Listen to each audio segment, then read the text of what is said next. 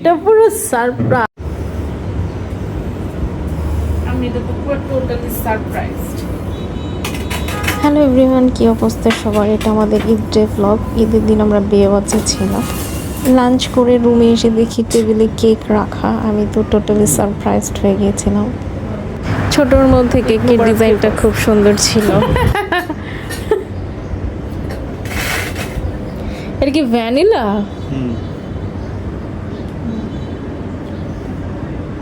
Happy Eid day.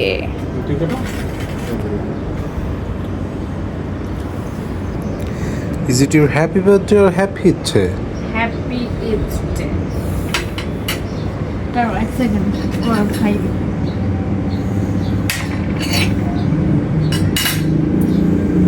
এটা ওদের Eid day special cake ছিল, প্রতিটা রুমেই দিয়েছিল।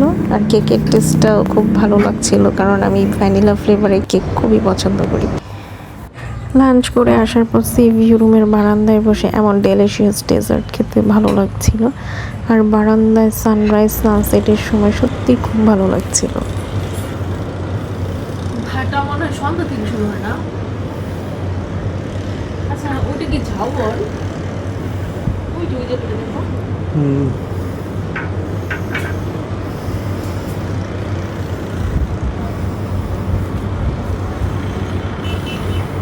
আজকে অনেক বিচে অনেক লোকজন আছে।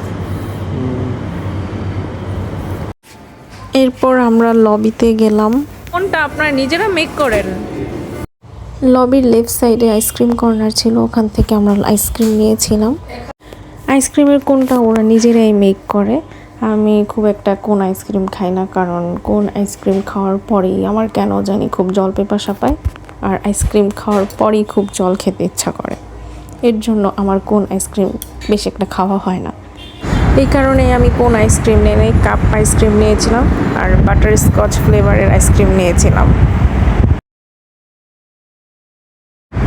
আইসক্রিম খাওয়ার পর বিচে যাচ্ছিলাম, আর সানসেটের সময় তো সমুদ্র খুব সুন্দর হয়ে যায়।